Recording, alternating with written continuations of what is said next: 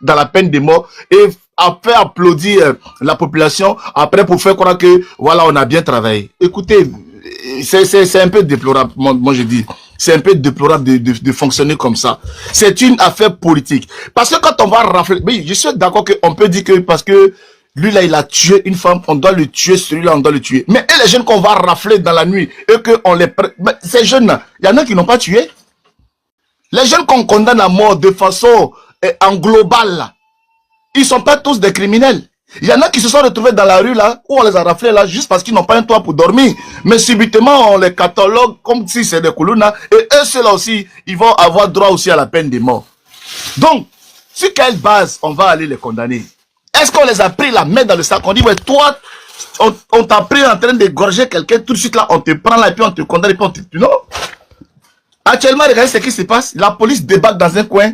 On dit ça, c'est un fumoir. On ramasse tout le monde là, et on fait d'eux exactement des Koulouna. C'est comme ça que ça se passe. C'est sur la base de raf général. La police arrive comme ça dans un quartier comme chez nous, à Yaoséi, comme ça, comme c'est un quartier précaire. Les jeunes qui sont au bandidrome, tout ça, on les prend, et en même temps, on dit que ce sont des microbes. Pourquoi est-ce que le phénomène microbe aujourd'hui en Côte d'Ivoire, peut-être qu'on n'a pas connu? Parce que oui, c'est vrai, on va dire, mais en Côte d'Ivoire aussi, on a une manière de fonctionner, oui, on peut dire. Parce qu'on aurait pu aussi dire qu'on prenait tous les microbes là, qu'on sait pas, on peut les exécuter. Mais il faut déjà établir les responsabilités des uns. Et en fonction des responsabilités établies maintenant, on peut porter une condamnation. Mais au jour d'aujourd'hui, c'est un phénomène de mode. Et moi, je condamne, pour ne pas monopoliser la parole, je condamne en tout cas, comment on appelle ça, cette façon tout azimut d'exécution et tout ça, je condamne. Voilà. La jeunesse là, et j'ai cru entendre dans mes recherches, comme quoi on les a mis en avion, on les a envoyés dans un coin, dans un camp militaire quelque part là-bas. Oui, peut-être que c'est une prison sécurisée. J'espère qu'on va les apprendre, hein, comme ils sont dans la rue. On va les mettre dans les champs, ils vont apprendre à cultiver, ils vont apprendre à être des hommes. Mais la place de ces jeunes-là, ce n'est pas, voilà, ce n'est pas la mort. La sécurité, ça dépend du gouvernement du Congo. Formez des policiers, formez des gendarmes, mettez-les dans les rues. Mais quand on va aller trouver vos policiers dans les cabarets en train de boire, aller dans les coins des prostituées, et puis vous les voyez, dans les coins, vous les voyez où il y a les musiques, ça danse bâché, les tenues même qui les flottent. Vous voyez les policiers congolais là, les tenues même quand ils portent ça, tu as l'impression que c'est un boubou malien ils ont porté. Commencez déjà à bien habiller vos policiers, les mettre dans les rues, et que quand les gens même les voient même, ils donnent envie même de respecter la police. Mais vous allez voir que ses dents sont cassées là-bas, tu vois même, fusil même, il attrape là, même fusil même est plus lourd que lui-même. Et lui là, quand quelqu'un qui va avoir perdu un homme comme ça. Donc, c'est un travail que vous devez faire sur vous-même. Donnez en tout cas les moyens aux policiers et aux gendarmes d'être présents dans les villes de Kinshasa et tout ça là, pour qu'ils puissent être respectés déjà même par les chauffeurs de taxi, de tout ça là dans la ville là. Déjà, quand tu vois un policier même déjà, tu dois dire, ouais, là c'est un policier, je le respecte. C'est au gouvernement de prendre ses responsabilités et ça va se faire petit à petit parce qu'on sait que oui, c'est un pays qui est en crise, il y a la guerre et tout ça, tout ça. Mais si vous avez accepté d'être membre du gouvernement, ministre de la Justice, même ministre de la Sécurité, ministre de la Défense, c'est à vous maintenant, en tout cas, de faire respecter le policier ou le gendarme par ces enfants-là. Et ces enfants-là, et construisez des écoles, faites des centres de formation, montrez-leur que ce n'est pas le chemin, et le bon chemin, c'est à vous de les montrer, mais que de les tuer. Moi, je pense qu'on ne peut pas tuer l'avenir, on ne peut pas tuer la jeunesse. Voilà. Merci, John. Je me mute là pour l'instant, et j'attends les contradicteurs. Ça va chauffer tout à l'heure. Dans pas longtemps. Attends, je vais muter attends, mon frère, 2 secondes. Toi, le gars de Papato, tu viens parler du Tchad, là, je te mute. Exprès. Voilà, parce que tout le monde internet, moi j'ai déjà l'information sur ça déjà. Le Figaro en a déjà parlé. Maintenant, venez pas transformer mon live en ça. Voilà. Venez pas transformer mon live en ça pour l'instant. Voilà, l'information ne va pas cacher. C'est sûr de tous. John, est-ce que l'unique peut me laisser parler ou bien il doit parler? L'unique même est remonté pour nous trouver là encore, tu vois. Donc, il sera intéressant quand même de respecter ce qui était sur le panel avant. Ok, mais moi j'étais là avant vous, non? Non, j'étais bien avant. Allez-y, non, j'ai dit quoi? Je ne même pas encore parler. J'ai dit quoi? Bon, Chété, vas-y, j'espère que tu as du contenu et du bagage. Ne t'inquiète pas pour ça, ne t'inquiète pas. Alors, moi, dans un premier temps, je souhaiterais ici rétablir les ponts. Ces messieurs-là, ces personnes-là, qui ont pris des armes pour tuer des personnes, éventrer, égorger, violer. Les mots sont durs, certes, mais ce sont les faits. Ces personnes qui se sont donc données à des actes pareils, quand on a des gens, intellectuels soient-ils, qui veulent les défendre de cette manière, je pense que le Congo, ayant donc appliqué leur texte de loi, qui préconise pour certains cas la peine de mort, qui souhaitent l'appliquer, a pour, je vais dire, but final de se débarrasser de ces personnes. Donc, comme on a des gens qui sont pro-vie, qui eux veulent dédouaner ces personnes-là ou qui veulent supporter ce genre d'attitude, je préconise que le Congo les mette dans un avion, business class, direction les pays de ces personnes qui sont en train de parler pro-Kuluna. Si même c'est la Côte d'Ivoire, bah, qui descend en Côte d'Ivoire?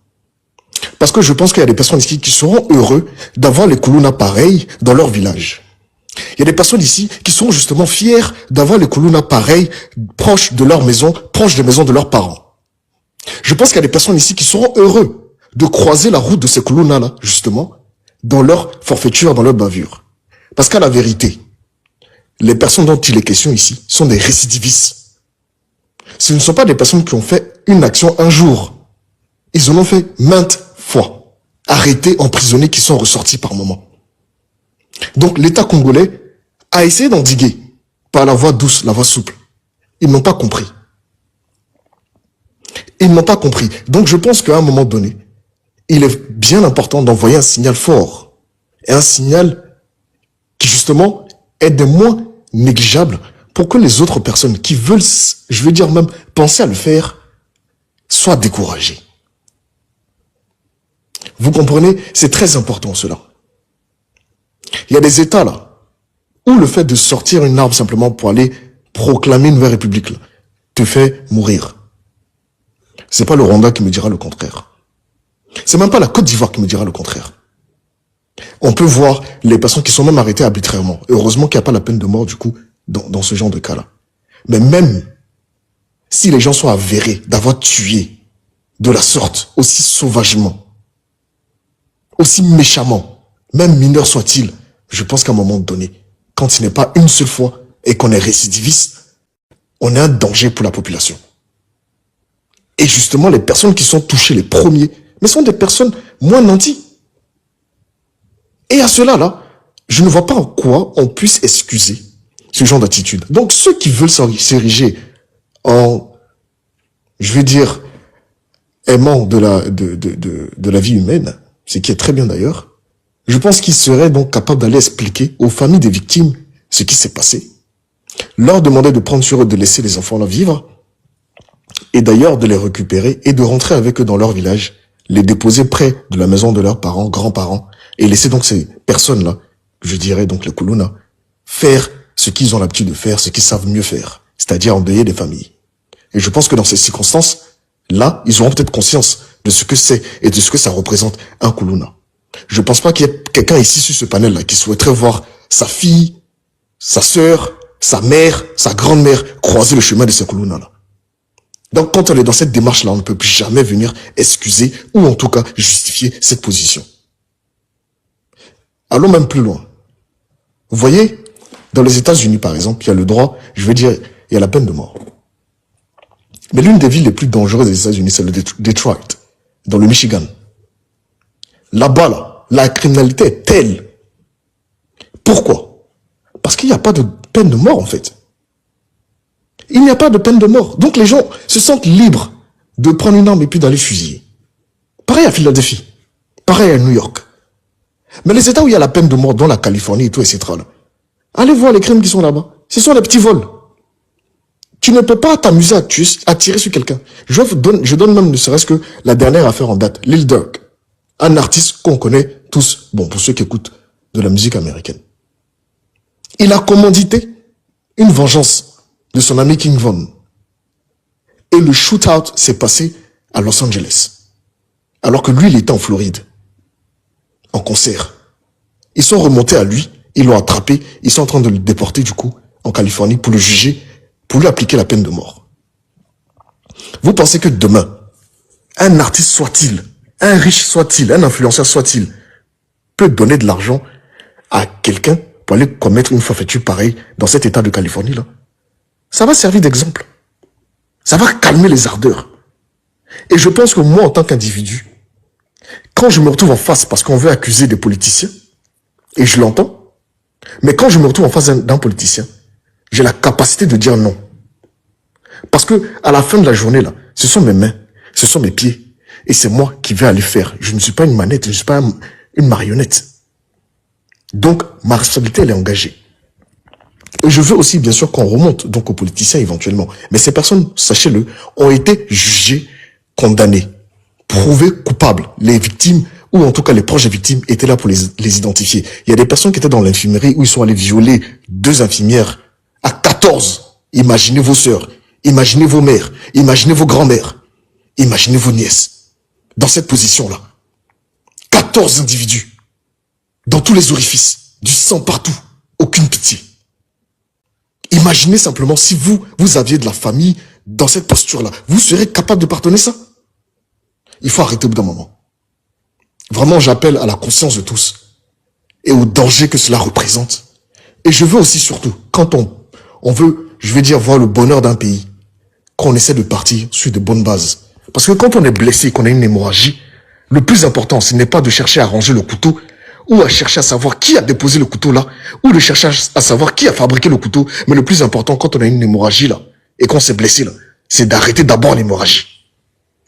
Et la peine de mort là, qui est totalement légale, vu que ça fait partie de leur texte de loi, ce n'est pas une justice populaire, c'est un texte de loi qui est appliqué, donc l'état de droit s'applique. La peine de mort là, est là pour justement couvrir l'hémorragie que ces Koulouna ont commencé à, je vais dire, saigner. Bien. On va parler parce que il y a beaucoup à dire. Là tout à l'heure. Il y a une Congolaise qui était là tout à l'heure. Il y a une Congolaise qui était là tout à l'heure, qui nous a fait savoir que les Koulouna au début, c'était une affaire de gang contre gang. Et dans le gang contre gang, vous avez vu que depuis 10 ans ça existait, l'État n'est pas allé les chercher pour les condamner à mort. L'État les a emprisonnés, ils ont purgé des peines, ils sont sortis, ce ne sont pas des mineurs, ce ne sont pas des enfants. D'autres le sont, mais la plupart ne le sont pas. Ils ont purgé des peines, mais ils sont sortis de leur cadre juste au niveau des gangs. Ils sont allés outre mesure et ils ont commencé à s'en prendre à la population. Et ça commence à devenir dangereux. Et je pense que quand ça commence à devenir dangereux de la sorte pour les civils, il est important que l'État puisse sévir. Et en même temps qu'on sévit, on en fait un exemple pour éviter que demain, les frères de Jesse, ou les sœurs de Jesse, les frères de soldats, les frères de l'unique, les sœurs de l'unique, les sœurs de soldats, et tous ceux qui sont sur ce panel par exemple, puissent, je veux dire, avoir l'inquiétude et le stress de croiser ces personnes-là, quelle que soit leur activité, quel que soit là où ils vivent. Merci. Moi, il faut que je prenne la parole parce que j'ai écouté beaucoup de choses et là, il faudrait que je parle maintenant. Donc déjà, avant de commencer, je suis contre toute forme de violence, que ce soit physique ou morale. Aussi, en tout cas, j'appelle vraiment la communauté africaine consciente et l'opinion publique consciente de vraiment venir et se mettre avec nous pour décrire en fait cette barbarie à laquelle on est en train d'assister. Parce que aujourd'hui, voilà des personnes, et je suis vraiment choqué, mais surchoqué, du raisonnement de certaines personnes. Car la plus belle forme d'intelligence, c'est l'intelligence émotionnelle, dont le cérébral. Le cérébral, c'est quelqu'un qui réfléchit, qui est dans la stratégie. Voilà des gens aujourd'hui qui s'attaquent à un symptôme au lieu de s'attaquer à une cause. Une cause qui existe bien dans nos pays africains, dont nous le savons très bien. Parce que là, on est en train de parler des enfants. Et quand on dit des enfants, j'entends des personnes en train de dire que c'est pas les enfants. La science démontre que un homme, un être humain est raisonnable à partir de 19 ans. Ce qui signifie quoi? Que avant 19 ans, l'être humain est influençable.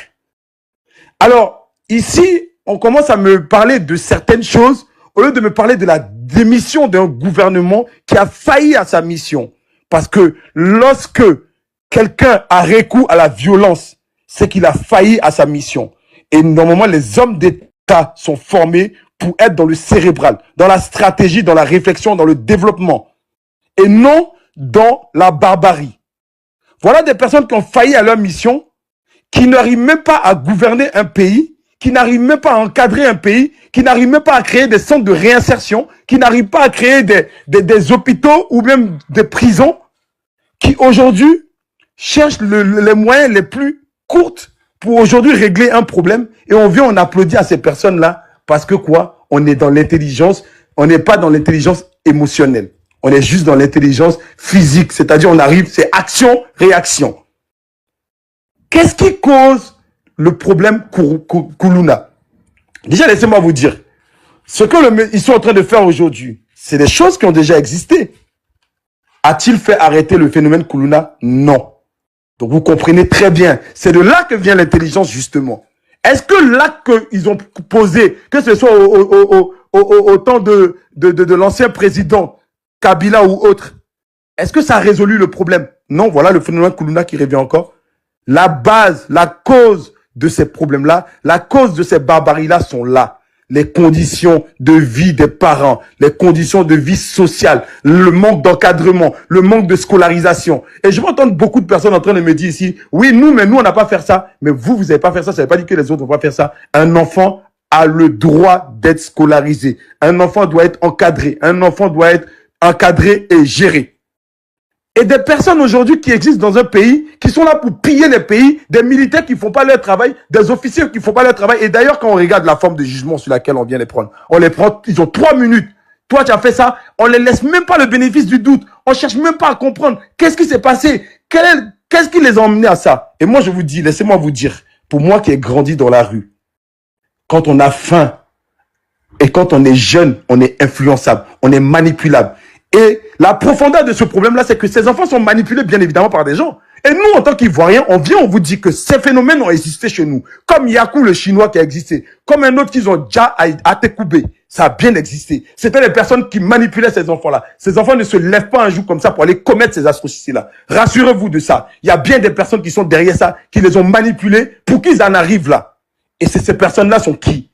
Si vous voulez aller dans le cérébral, vous allez comprendre. Il y a des politiques qui sont derrière ces choses-là, qui suscitent à ce que ce genre de choses arrivent parce que ça les arrange. Mais la profondeur, vous ne pouvez pas comprendre. Vous êtes juste dans la partie superficielle. Bien évidemment que je comprends. Parce que vous êtes émotionnel. Pourquoi? Parce qu'il y a des familles endeuillées. Chose que moi, je compatis.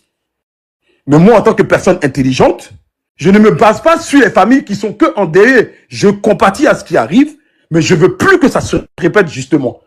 Et la solution que vous êtes en train de faire, ce n'est pas la solution. C'est une solution démissionnaire. C'est une solution des gens qui ont failli à leur mission. À quel moment on tue une jeunesse? Pourquoi dit-on que l'Afrique fait partie des continents les plus riches aujourd'hui? Parce qu'on a le continent le plus jeune de la planète. Et ces personnes-là ont droit justement à la réinsertion. Ces personnes ont droit à ce qu'on les conscientise. Et j'entends qu'on me dit que oui, c'est des personnes qu'on a déjà mis en prison. Mais comment ils sont ressortis ces personnes-là? Dites-moi. Comment des personnes qu'on a déjà arrêtées? Et dites-moi, il y a combien de centres de réinsertion au Congo? Parlons pragmatique. Parlons intelligemment. Combien de centres de réinsertion qui existent au Congo? Le Congo qui a presque 150 millions d'habitants. Combien de centres de réinsertion existent-ils? Combien de prisons existent-ils? Quel est le mode opératoire des policiers aujourd'hui? Quels sont les audits qui sont mis dans ces pays-là? Quel est le taux de corruption dans ces pays? Mon frère, vous êtes en traite en époque. Vous avez vu, quand ils sont pas intelligents, quand ils ont parlé, on n'a rien dit, on avait mal. Tu as vu quand ils sont pas intelligents? Quand ils sont pas intelligents, ils sont dans la violence. Ils travaillent pour vous. Bon, vous voyez les cérébrales, on attend de parler, nous on parle. Voilà des gens, ils sont dans l'émotion. Dès que tu es en train de parler, on te coupe. Pourtant, nous, on a écouté beaucoup de Laisse-lui finir de parler. Laisse-lui finir de parler. Chacun va prendre sa parole. Donc aujourd'hui, nous assistons aujourd'hui à un gouvernement démissionné. Parce que laissez-moi vous dire un truc. La personne qui court vers la violence n'est pas intelligent. Le plus intelligent trouve des solutions. Et il y a bien évidemment des solutions. La Côte d'Ivoire, déjà, j'applaudis la Côte d'Ivoire pour cette sagesse-là. Nous, on a réussi à trouver des solutions. J'entends des gens en train de dire que les microbes n'étaient pas dangereux. Mais vous vous foutez de la gueule du peuple. Les microbes avaient des machettes en main. Mais on a arrêté les causes. Les causes, c'était qui? C'était des personnes qui les commanditaient, qui étaient derrière eux, qui les suscitaient à commettre ces atrocités-là. On a coupé la tête. Et ensuite, on a encadré ces enfants-là. Mais moi, j'assiste aujourd'hui à des gens qui disent qu'on n'a qu'à les brûler. Et vous pensez que le problème va être résolu? Parce qu'il y a des Koulouna en col blanc qui sont là dans les gouvernements, qui viennent piller l'argent du pays, qui viennent sur les Champs-Élysées ici, sortir avec les filles.